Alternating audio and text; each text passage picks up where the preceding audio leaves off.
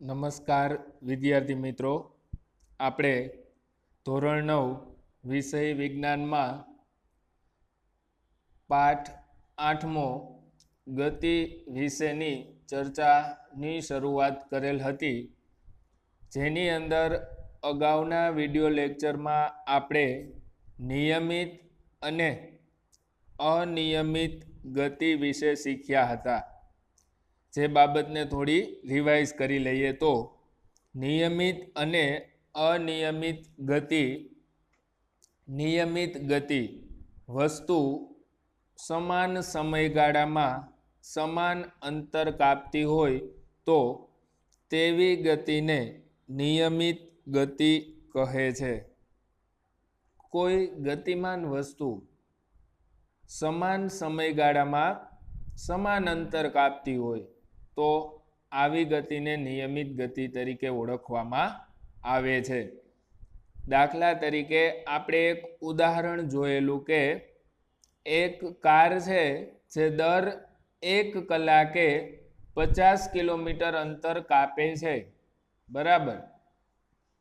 આવી સતત 4 કલાક મુસાફરી કરે છે, જેમાં દર 1 કલાકે 50 કિલોમીટરનું અંતર કપાય છે, એટલે 4 કલાક દરમિયાન 200 કિલોમીટરનું અંતર કપાયું। તો આ પ્રકારની જે ગતિ છે તેને આપણે નિયમિત ગતિ તરીકે ઓળખી શકીએ, કારણ કે સમયગાળો સરખો છે 1 કલાક અને કપાતું અંતર પણ સમાન છે 50 કિલોમીટર। તો આ પ્રકારની જે ગતિ હોય તેને નિયમિત ગતિ તરીકે ઓળખવામાં આવે છે। જો કે વ્યવહારમાં નિયમિત ગતિ ખાસ જોવા મળતી નથી, બરાબર। હવે ઉદાહરણ લઈએ તો નિયમિત ગતિનું એક ઉદાહરણ આપી શકાય પૃથ્વીની સૂર્યની ફરતે ગતિ। પૃથ્વી સૂર્યની ફરતે જે પરિક્રમણ કરે છે તેને આપણે નિયમિત ગતિ તરીકે ઓળખાવી શકીએ। ત્યારબાદ અનિયમિત ગતિ, આની વ્યાખ્યા તો કે ગતિમાન વસ્તુ સમાન સમયગાળામાં જુદું જુદું અંતર કાપતી હોય તો તેવી ગતિને અનિયમિત ગતિ કહે છે। તમે કોઈ વાહનની ગતિ માટે સમાન સમયગાળો લઈ લો, પણ વાહન છે એ જુદું જુદું અંતર કાપતું હોય। દાખલા તરીકે કોઈ કાર મુસાફરી કરતી હોય રસ્તા પર, પહેલી કલાક દરમિયાન એ 40 કિલોમીટરનું અંતર કાપે, બીજી 1 કલાક દરમિયાન એ 50 કિલોમીટરનું અંતર કાપે અને ત્રીજી 1 કલાક દરમિયાન એ 60 કિલોમીટરનું અંતર કાપે। તો અહીંયા સમયગાળો જે છે એ સમાન છે, દરેક વખતે સમયગાળો આપણે 1 કલાક જેટલો જ ધ્યાનમાં લીધેલો છે, પરંતુ કાપેલું અંતર જે છે એ અનુક્રમે 40 કિલોમીટર, 50 કિલોમીટર અને 60 કિલોમીટર જોવા મળે છે। તો અહીંયા આપણે એવું કહી શકીએ કે સમાન સમયગાળામાં જુદું જુદું અંતર કપાય છે।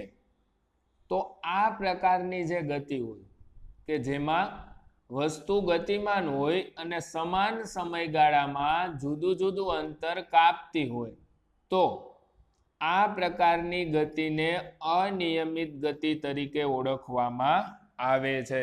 વિદ્યાર્થી મિત્રો, વ્યવહારમાં આપણને અનિયમિત ગતિ જ જોવા મળતી હોય છે। વ્યવહારમાં નિયમિત ગતિ શક્ય નથી અથવા તો અશક્યની નજીક છે એમ પણ કહી શકાય। વ્યવહારમાં નિયમિત ગતિઓ જોવા મળવી શક્ય નથી। અનિયમિત ગતિના ઉદાહરણો, દાખલા તરીકે જોગિંગ કરતી વ્યક્તિ, બરાબર। કોઈ વ્યક્તિ જોગિંગ કરતી હોય તો એક સમાન સમયગાળામાં તે જુદું જુદું અંતર કાપશે થાકના કારણે। પછી ભીડવાળા એટલે કે ટ્રાફિકવાળા રસ્તા પર ચાલતું વાહન, તો એની પણ ગતિ અનિયમિત ગતિ જ હોય, કારણ કે ભીડવાળા રસ્તા પર ચાલતું વાહન છે એ ટ્રાફિકના લીધે સમાન સમયગાળામાં સમાન અંતર કાપી શકશે નહીં। હવે આપણે અંતર અને સ્થાનાંતર વિશે શીખ્યા હતા, જેના પરથી સુરેખ પથ પર થતી ગતિ માટે આપણે એક અન્ય બાબત શીખવાના છીએ. આ બાબત છે ઝડપ, સ્પીડ. વિદ્યાર્થી મિત્રો, જ્યારે કોઈ પણ પદાર્થ ગતિમાન અવસ્થામાં હોય ત્યારે એ પદાર્થ વિશેની માહિતી મેળવવામાં કે પદાર્થની ગતિનું વર્ણન કરવા માટે ઝડપ જે છે એ ખૂબ જ અગત્યની રાશિ છે. ઝડપ દ્વારા તમે એ જાણી શકો કે કોઈ ચોક્કસ સમયે પદાર્થ ક્યાં પહોંચ્યો હશે, અથવા કોઈ ચોક્કસ સમયે પદાર્થ ક્યાં પહોંચી શકશે એ સંભાવના વિશે પણ આપણે જાણી શકીએ. એટલા માટે સુરેખ પથ પર ગતિ થતી હોય ત્યારે તેનો અભ્યાસ કરવા માટે ઝડપ એક મહત્વની રાશિ છે, જેને સ્પીડ તરીકે ઓળખવામાં આવે છે. બરાબર. હવે સૌ પ્રથમ આપણે ઝડપની વ્યાખ્યા જોઈશું. તો ઝડપની વ્યાખ્યા છે કે એકમ સમયમાં પદાર્થે કાપેલ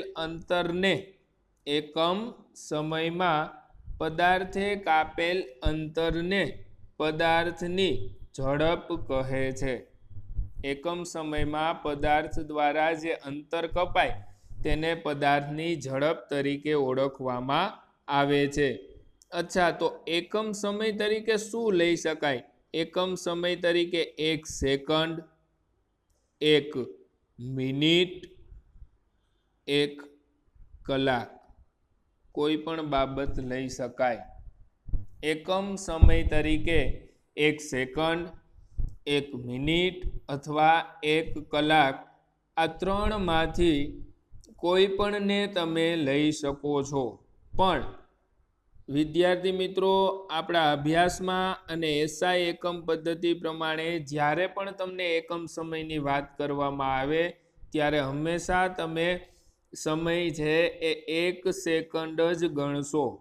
બરાબર. વ્યવહારમાં ઘણી વખત કલાકમાં પણ એકમ સમય ગણવામાં આવતો હોય છે, પણ આપણા અભ્યાસની દ્રષ્ટિએ અને એસઆઈ એકમ પદ્ધતિ પ્રમાણે તમે એકમ સમય એટલે 1 સેકન્ડની જ ગણતરી કરશો. બરાબર. એકમ સમય તરીકે 1 સેકન્ડ, 1 મિનિટ કે 1 કલાક કાંઈ પણ હોઈ શકે છે, નો ડાઉટ, પણ હંમેશા આપણે એકમ સમય તરીકે સમયની ગણતરી કરીશું તો એકમ સમય 1 સેકન્ડ જ લઈશું. એકમ સમયમાં પદાર્થે કાપેલ અંતરને પદાર્થની ઝડપ તરીકે ઓળખવામાં આવે છે. ત્યારબાદ ઝડપનું સૂત્ર છે એ ભાગાકારના સ્વરૂપે છે. ઝડપ બરાબર પદાર્થે કાપેલ અંતર ભાગ્યા તે માટે લાગતો સમય. બે બાબતનો ભાગાકાર, પદાર્થે કાપેલ અંતર અને તે અંતર કાપવા માટે લાગતો સમય, બંનેનો ભાગાકાર તમને પદાર્થની ઝડપ આપે છે. દાખલા તરીકે એક ઉદાહરણ લઈએ કે કોઈ એક પદાર્થ છે એ 4 સેકન્ડમાં 8 મીટર અંતર કાપે છે. 4 સેકન્ડમાં 8 મીટર અંતર કાપે છે. તો પદાર્થની ઝડપ શું થશે? તો અંશમાં આવશે કાપેલ અંતર 8 મીટર ભાગ્યા છેદમાં આવશે તે માટે લીધેલ સમય એટલે કે 4 સેકન્ડ. તો 8 ભાગ્યા 4 એટલે એનો આન્સર થયો 2. અને ઝડપનો એકમ આવશે મીટર ભાગ્યા સેકન્ડ, અથવા એને કહીશું મીટર પ્રતિ સેકન્ડ. બરાબર. તો આ રીતે લખી શકાય કે મીટર પ્રતિ સેકન્ડ. તો તમે જોઈ શકો છો કે પદાર્થે 4 સેકન્ડમાં 8 મીટર અંતર કાપ્યું. તો પદાર્થની ઝડપ શું મળી? તો કે 8 મીટર એટલે કાપેલ અંતર ભાગ્યા 4 સેકન્ડ એટલે તે માટે લીધેલો સમય. તો 8 મીટર ભાગ્યા 4 સેકન્ડ એટલે જવાબ આવ્યો 2 મીટર પ્રતિ સેકન્ડ. તો તો આ 2 મીટર પ્રતિ સેકન્ડનો શું મતલબ થાય? તો કે પદાર્થની ઝડપ 2 મીટર પ્રતિ સેકન્ડ છે અને એનું અર્થઘટન થાય કે જે પદાર્થ ગતિ કરે છે એ 1 સેકન્ડમાં 2 મીટરનું અંતર કાપે છે. 1 સેકન્ડમાં 2 મીટરનું અંતર કાપે છે. બરાબર. તો ઝડપનું સૂત્ર એક વખત ફરીથી જોઈ લો કે ઝડપ બરાબર પદાર્થે કાપેલ અંતર છેદમાં તે માટે લાગતો સમય. હવે ઘણી બધી વખત જો દાખલાઓની ગણતરી કરતા હોય વિદ્યાર્થી મિત્રો, તો એવા સમયે ઝડપ માટેનું આટલું બધું મોટું સૂત્ર લખવામાં નથી આવતું, પદાર્થે કાપેલ અંતર ભાગ્યા તે માટે લાગતો સમય. તો આવા સમયે શું કરવામાં આવે છે? આવા સમયે સૂત્રને સંજ્ઞાના સ્વરૂપે લખવામાં આવતું હોય છે. હવે સૂત્રને સંજ્ઞાના સ્વરૂપે લખવું તો ઝડપ છે એના માટેની સંજ્ઞા છે v, પદાર્થે કાપેલ અંતર છે એના માટેની સંજ્ઞા છે s અને સમય માટેની સંજ્ઞા છે t. એટલે આના પરથી સૂત્ર સંજ્ઞાના સ્વરૂપે થઈ જશે v બરાબર s છેદમાં t. v બરાબર s છેદમાં t, જેનો મતલબ તો આ જ રહેશે કે ઝડપ બરાબર પદાર્થે કાપેલ અંતર છેદમાં તે માટે લાગતો સમય. પણ દાખલાઓ ગણતા હોય એવા સમયે આપણે હંમેશા જે સંજ્ઞા સ્વરૂપનું સૂત્ર છે તેનો જ ઉપયોગ કરીશું, v બરાબર s ભાગ્યા t. ત્યારબાદ ઝડપનો એકમ. ઝડપનો જે એકમ છે વિદ્યાર્થી મિત્રો એ એકમ SI એકમ છે. SI વિશે મેં તમને વાત કરેલી હતી કે SI જે છે એ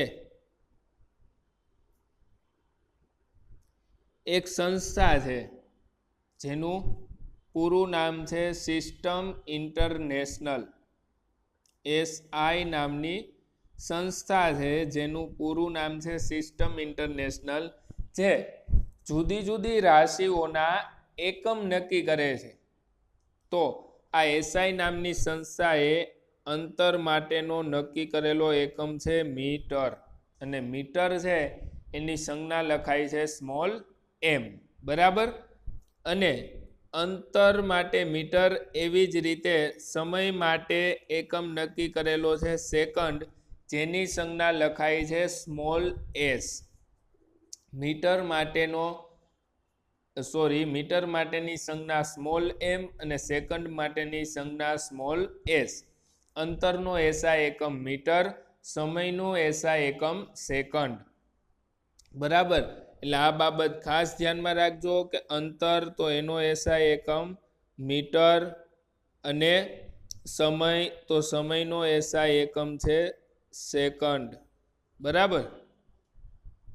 તો હવે ઝડપનો SI એકમ શું આવશે? તો ઝડપમાં અંશમાં અંતરનો એકમ આવશે અને છેદમાં સમયનો એકમ આવશે, કારણ કે અંતર અને સમયનો ભાગાકાર છે. તો ઝડપનો એકમ થશે મીટર ભાગ્યા સેકન્ડ, જે તમે અહીંયા જોઈ શકો છો લખેલું છે મીટર ભાગ્યા સેકન્ડ. હવે વિદ્યાર્થી મિત્રો એને બોલવામાં આ રીતે આવે છે મીટર પ્રતિ સેકન્ડ. મીટર પ્રતિ સેકન્ડ. બરાબર. તો આ ઝડપનો એકમ થઈ ગયો મીટર પ્રતિ સેકન્ડ. એકમને સંજ્ઞા સ્વરૂપે દર્શાવવો છે તો મીટરની સંજ્ઞા m અને સેકન્ડની સંજ્ઞા s. બરાબર. તો આ રીતે m પ્રતિ s, જેને વંચાશે મીટર પ્રતિ સેકન્ડ. આ જે છે એ ઝડપનો એકમ છે મીટર પ્રતિ સેકન્ડ. વિદ્યાર્થી મિત્રો બીજી એક બાબત જણાવી દઉં કે જ્યારે કોઈ પણ પદાર્થ વ્યવહારમાં ગતિ કરતો હોય ત્યારે જે તે ક્ષણે પદાર્થની ઝડપ ચોક્કસ હોય, પણ સમગ્ર ગતિનો જ્યારે તમે અભ્યાસ કરતા હોય, એટલે કે પદાર્થ અમુક અંતર કાપીને એક સ્થાનેથી બીજા સ્થાને જ્યારે પહોંચતો હોય ત્યારે તેવા સમયે પદાર્થની જે ઝડપ છે એ બદલાતી રહેતી હોય, એટલે કે પદાર્થની ઝડપ અચળ હોતી નથી. તમે રસ્તા પર વાહન લઈને જતા હોય, બરાબર, કોઈ ચોક્કસ સમયે તમે સ્પીડોમીટર ઉપર નજર કરો અને એમાં તમને આંકડો લખેલા આવે કે 50 તો તમે એવું કહી શકો કે જ્યારે તમે વાહનની ઝડપ જે તે ક્ષણે જોઈ ત્યારે 50 કિલોમીટર પ્રતિ કલાક હતી, પણ હવે તમે રાજકોટથી લઈ અને ગોંડલ સુધી જાઓ છો, જે 30 કિલોમીટરનું અંતર છે, જેના માટે તમારે અડધી કલાકનો સમય લાગ્યો છે. તો આના અનુસાર ગણતરી કરો તો ઝડપ જે છે 60 કિલોમીટર પ્રતિ કલાકની થાય. હવે તો કે આ સરેરાશ ઝડપ મળી 60 કિલોમીટર પ્રતિ કલાક, જેમાં ક્યારેક વાહનની ઝડપ 40 કિલોમીટર પ્રતિ કલાકે હોઈ શકે, ક્યારેક 50 કિલોમીટર પ્રતિ કલાક પણ હોઈ શકે, ક્યારેક 70 કિલોમીટર પ્રતિ કલાક પણ હોઈ શકે. તો આ જુદી જુદી ઝડપથી ચાલતા ચાલતા વાહન જે છે એ અડધી કલાકને અંતે ગોંડલ પહોંચ્યું, બરાબર. તો એ ગણતરી કરીએ ને તો સરેરાશ ઝડપ મળે કે ભાઈ અડધી કલાકે 30 કિલોમીટર અંતર કાપ્યું તો તમારી જે ઝડપ છે 60 કિલોમીટર પ્રતિ કલાકની આવે. તો આ જે ઝડપ આવી કે રાજકોટથી ગોંડલ સુધી પહોંચ્યા, બરાબર, તો એ સરેરાશ ઝડપ તરીકે ઓળખવામાં આવે છે, એવરેજ સ્પીડ. એટલે વ્યવહારમાં હંમેશા ઝડપ છે એના કરતાં સરેરાશ ઝડપનો જ ઉપયોગ કરવામાં આવતો હોય છે. એવરેજ સ્પીડ એટલે કે સરેરાશ ઝડપ. તો સરેરાશ ઝડપની વ્યાખ્યા છે પદાર્થે કાપેલ કુલ અંતર અને તે માટે લીધેલ કુલ સમયના ગુણોત્તરને પદાર્થની સરેરાશ ઝડપ કહે છે. પદાર્થે કાપેલ કુલ અંતર અને તે માટે એટલે કે અંતર કાપવા માટે લીધેલ કુલ સમયના ગુણોત્તરને પદાર્થની સરેરાશ ઝડપ કહે છે. તો આ સરેરાશ ઝડપની વ્યાખ્યા છે પદાર્થે કાપેલ કુલ અંતર અને તે માટે લીધેલ કુલ સમયના ગુણોત્તરને પદાર્થની સરેરાશ ઝડપ તરીકે ઓળખવામાં આવે છે. તેનું સૂત્ર લખવું હોય તો આ રીતે લખી શકાય: સરેરાશ ઝડપ બરાબર પદાર્થે કાપેલ કુલ અંતર છેદમાં તે માટે લીધેલ કુલ સમય.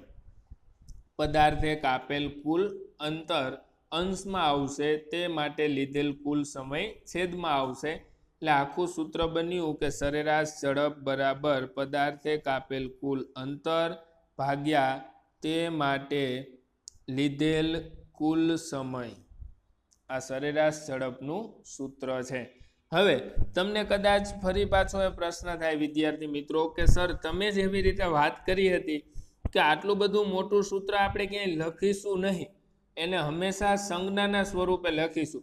તો સરેરાશ ઝડપનું સંજ્ઞાના સ્વરૂપે સૂત્ર એ જ આવશે જે ઝડપનું હતું, v બરાબર s/t,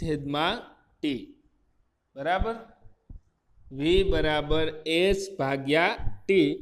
આ જ સૂત્ર સરેરાશ ઝડપનું સૂત્ર થશે. તમે ક્યાંય દાખલામાં સરેરાશ ઝડપ ગણતા હોય તો એવા સમયે s એટલે કાપેલું કુલ અંતર, t એટલે લીધેલો કુલ સમય અને v એટલે સરેરાશ ઝડપ લઈને સૂત્ર ટૂંકમાં લખી શકો છો કે v બરાબર s/t, જ્યાં s એટલે પદાર્થે કાપેલ કુલ અંતર, t એટલે તે માટે લીધેલ કુલ સમય અને v એટલે સરેરાશ ઝડપ. સરેરાશ ઝડપનો એકમ મીટર પ્રતિ સેકન્ડ જ થશે. અંતરનો એકમ મીટર અને સમયનો એકમ સેકન્ડ. તેના પરથી એકમ આવશે મીટર ભાગ્યા સેકન્ડ, જેને વાંચીશું મીટર પ્રતિ સેકન્ડ અને સંજ્ઞાના સ્વરૂપે લખીશું તો m પ્રતિ s. એટલે જ્યારે આપણે પદાર્થની ગતિ વિશેનો અભ્યાસ કરતા હોય તેવા સમયે મહત્વની રાશિઓ છે ઝડપ અને સરેરાશ ઝડપ. હવે આગળ વધીએ તો હવે આપણે એક નવી રાશિ વિશે શીખવા જઈ રહ્યા છીએ. આ નવી રાશિનું નામ છે વેગ, જેને ઇંગ્લિશમાં વેલોસિટી તરીકે ઓળખવામાં આવે છે. તો વેગ શું છે, શા માટે આપણે વેગનો અભ્યાસ કરી રહ્યા છીએ, તે બાબતો આપણે વેગ વિશેની જાણકારીમાં મેળવીશું. વેગ જો વસ્તુની ઝડપની સાથે તેની ગતિની દિશા પણ દર્શાવીએ તો ગતિનું સચોટ વર્ણન થઈ શકે.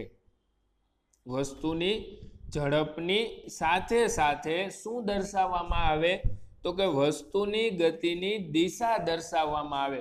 વસ્તુ કઈ દિશામાં ગતિ કરી રહી છે તે દર્શાવવામાં આવે તો ગતિનું વર્ણન વધારે સચોટ બની જાય છે.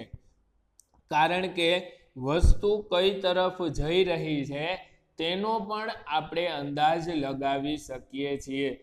ક્યારે ઝડપની સાથે સાથે પદાર્થ કઈ દિશામાં ગતિ કરે છે, જો તે પણ દર્શાવવામાં આવે તો ગતિનું વધારે સચોટ એટલે કે વધારે સારું વર્ણન થઈ શકે છે. શા માટે, તો કે તેના પરથી ખ્યાલ આવી શકે છે કે પદાર્થ કેટલી ઝડપથી ગતિ કરે છે, ઉપરાંત પદાર્થ કઈ દિશામાં આગળ વધી રહ્યો છે, એટલે અમુક સમય પછી કયા સ્થળ પર પહોંચશે તેના વિશેની પણ જાણકારી આપણે પ્રાપ્ત કરી શકીએ છીએ. એટલે જ વિદ્યાર્થી મિત્રો વેગ નામની રાશિ વ્યાખ્યાયિત કરવામાં આવે છે, જેમાં માત્ર પદાર્થની ઝડપ જ નહીં પરંતુ સાથે સાથે પદાર્થ કઈ દિશામાં આગળ વધે છે તેના વિશે પણ વર્ણન કરવામાં આવે છે. આપણી પાસે વેગની બે વ્યાખ્યાઓ છે, જેમાં પ્રથમ વ્યાખ્યા નિશ્ચિત દિશામાં વસ્તુની ઝડપને તેનો વેગ કહે છે. અહીંયા તમે જોઈ શકો છો વિદ્યાર્થી મિત્રો કે આપણને વ્યાખ્યાની અંદર દિશા જે છે ને નિશ્ચિત કરી દીધી. બરાબર, તમે કદાચ નિશ્ચિત દિશામાં આ શબ્દો કાઢી નાખો તો અહીંયા જો કાંઈ વ્યાખ્યા જ ન રહે, આ તો ગમે એને આવડી શકે. વસ્તુની ઝડપને તેનો વેગ કહે છે. પણ વસ્તુની કઈ ઝડપ, તો કે વસ્તુની નિશ્ચિત દિશામાંની ઝડપ. વસ્તુની નિશ્ચિત દિશામાંની જે ઝડપ છે તેને વસ્તુનો વેગ કહેવામાં આવે છે. એટલે સંપૂર્ણ વ્યાખ્યા આ રીતે બનશે કે નિશ્ચિત દિશામાં વસ્તુની ઝડપને તેનો વેગ કહે છે. હવે આ જે વ્યાખ્યા છે આ ઉપરાંત પણ વેગની એક વ્યાખ્યા છે જે ઝડપની વ્યાખ્યા જેવી જ છે. ઝડપની વ્યાખ્યા હતી કે એકમ સમયમાં વસ્તુએ કાપેલ અંતરને તેની ઝડપ કહે છે. પરંતુ તમે અહીંયા જોઈ શકો છો કે ઝડપમાં જે અંતર હતું, કાપેલ અંતર, એની બદલે શબ્દ થઈ ગયા છે વસ્તુએ કરેલ સ્થાનાંતર. એકમ સમયમાં વસ્તુએ કરેલ સ્થાનાંતરને તેનો વેગ કહે છે. વિદ્યાર્થી મિત્રો, ઝડપની વ્યાખ્યામાં વસ્તુએ કાપેલ અંતર હતું, વેગની વ્યાખ્યામાં વસ્તુએ કરેલ સ્થાનાંતર આવી જશે. એટલે અંતર અને સમયનો ભાગાકાર કરશો તો તમને ઝડપ મળશે, પરંતુ જો તમે સ્થાનાંતર અને સમયનો ભાગાકાર કરશો તો તમને જે તે પદાર્થનો કે જે તે વસ્તુનો વેગ મળશે. બરાબર, તો બીજી વ્યાખ્યા એક વખત ફરીથી જોઈ લઈએ. એકમ સમયમાં વસ્તુએ કરેલ સ્થાનાંતરને તેનો વેગ કહે છે. એકમ સમયમાં વસ્તુએ કરેલ સ્થાનાંતરને તેનો વેગ કહે છે. તો આ વેગની વ્યાખ્યા છે. ત્યારબાદ વેગનું સૂત્ર જોઈ લઈએ. તો વેગનું સૂત્ર છે એ આ રીતે થશે કે વેગ બરાબર પદાર્થે કરેલું સ્થાનાંતર છેદમાં એટલે કે ભાગ્યા તે માટે લીધેલ સમય. તો તમે જોઈ શકો છો કે આ સૂત્ર ઝડપના સૂત્રની જેવું જ છે. ઝડપના સૂત્રમાં વસ્તુએ કાપેલ અંતર અને ભાગ્યા હતું તે માટે લીધેલ સમય. અહીંયા તફાવત છે. વેગના સૂત્રની અંદર વેગના સૂત્રમાં અંતરને બદલે આવી જાય છે સ્થાનાંતર. તો અંતરના બદલે સ્થાનાંતર લઈ લેશો તો તમને જે તે વસ્તુનો વેગ પ્રાપ્ત થશે. એટલે વેગ બરાબર થશે પદાર્થે કરેલ સ્થાનાંતર ભાગ્યા તે માટે લીધેલ સમય. સ્થાનાંતર અને સમયનો ભાગાકાર તમને વેગ આપે છે.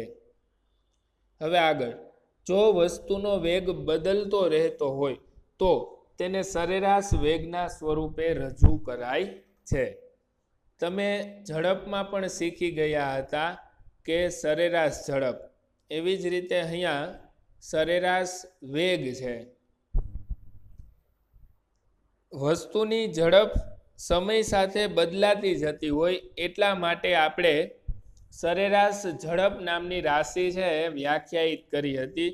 આ જ રીતે વસ્તુનો વેગ પણ સમયની સાથે જ બદલાતો જતો હોય એવું જોવા મળી શકે છે. તો આવા સમયે વસ્તુનો જે વેગ રજૂ કરવામાં આવે છે તેને વસ્તુનો સરેરાશ વેગ તરીકે ઓળખવામાં આવે છે. હવે સરેરાશ વેગનું સૂત્ર છે એ આપણે અહીંયા શીખવાનું નથી. જો સંજ્ઞા સ્વરૂપે તમે ક્યાંય દાખલાની અંદર પદાર્થનો વેગ મેળવતા હોય એવા સમયે તમારે પદાર્થે કરેલ સ્થાનાંતર છેદમાં તે માટે લીધેલ સમય આટલું લખવું નથી. તો તમે સંજ્ઞા સ્વરૂપે સૂત્રને ટૂંકમાં લખી શકો છો. જેવું ઝડપનું સૂત્ર લખ્યું હતું એ જ પ્રકારે આ સૂત્ર પણ સંજ્ઞા સ્વરૂપે લખી શકાશે. તમને જો ક્યારેય પરીક્ષાની અંદર સૂત્ર પૂછાયું હોય તો ઘણી બધી વખત વિદ્યાર્થીઓ આ રીતે સૂત્ર લખી નાખતા હોય છે કે V બરાબર S છેદમાં T વેગનું સૂત્ર. નો ડાઉટ સૂત્ર સાચું જ છે, પણ સાથે સાથે જ્યારે તમને સૂત્ર પૂછાય છે ત્યારે તમારે લખી દેવું પડે કે V બરાબર વેગ, V બરાબર વેગ, S બરાબર સ્થાનાંતર અને T બરાબર સમય. તો વિદ્યાર્થી મિત્રો તમે લખેલું સૂત્ર વેગનું સૂત્ર ગણાશે. હવે માની લ્યો કે તમને ઝડપનું સૂત્ર પૂછાયું છે અને તમે આ જ લખ્યું V બરાબર S ના છેદમાં T. તો આવા સમયે તમે શું કરશો? તો તમે જ્યારે ઝડપનું સૂત્ર પૂછાયું છે અને આ જ લખ્યું V બરાબર S ના છેદમાં T, તો તમે આ રીતે લખી દેશો કે V બરાબર ઝડપ, સૂત્રની બાજુમાં લખી દેવાનું રહેશે બરાબર, S બરાબર અંતર અને T બરાબર સમય. તો આ રીતે તમે સૂત્રની બાજુમાં સંજ્ઞાઓ શું દર્શાવે છે એ જો સૂત્ર તમને શોર્ટ ક્વેશ્ચનમાં પૂછાયું હોય તો ખાસ લખશો બરાબર. બાકી દાખલો ગણતા હોય ત્યારે લખવાની આવશ્યકતા નથી. ત્યારે વેગ મેળવવો છે કે ઝડપ મેળવવું, સીધું તમે સૂત્ર લખી શકશો V બરાબર S ના છેદમાં T અને ચોક્કસ જે કિંમતો છે, યોગ્ય જે કિંમતો છે એ લખીને ગણતરી કરી શકશો. ચાલો આગળ. તો આગળ છે વેગનો એકમ. ઝડપ અને વેગ બંનેના એકમ એક જ સમાન છે, મીટર પ્રતિ સેકન્ડ, અને સંજ્ઞાના સ્વરૂપે દર્શાવો તો M પ્રતિ S બરાબર. તો વિદ્યાર્થી મિત્રો આજના લેક્ચરને અહીં સુધી રાખીએ છીએ. આજે આપણે નિયમિત ગતિ, અનિયમિત ગતિ, ઝડપ, સરેરાશ ઝડપ અને વેગ વિશેનો અભ્યાસ કર્યો. આ બાબતો ખાસ વ્યવસ્થિત રિવાઇઝ કરી લેજો, કારણ કે આના ઉપરથી આપણે નેક્સ્ટ લેક્ચરની અંદર અમુક દાખલાઓ ગણીશું. જો વ્યવસ્થિત આ બાબતો તૈયાર કરેલી હશે તો દાખલાઓ ચોક્કસપણે આવડી જશે. એટલા માટે ખાસ નિયમિત ગતિ, અનિયમિત ગતિ, ઝડપ, ઝડપનું સૂત્ર શું છે, આ ઉપરાંત વેગનું સૂત્ર શું છે એ ખાસ શીખી લેજો, યાદ રાખી લેજો, જેથી કરીને નેક્સ્ટ લેક્ચરમાં આપણે જે દાખલાઓ શીખવાના છીએ તેના માટે તમને સરળતા રહેશે. તો આજનું તમારું એ જ વર્ક છે કે તમે ઝડપ અને વેગના સૂત્રો વ્યવસ્થિત યાદ કરી લો. ચાલો મળીએ ત્યાર પછીના લેક્ચરની અંદર, જેમાં આપણે ઝડપ અને વેગને લગતા દાખલાઓનો અભ્યાસ કરીશું.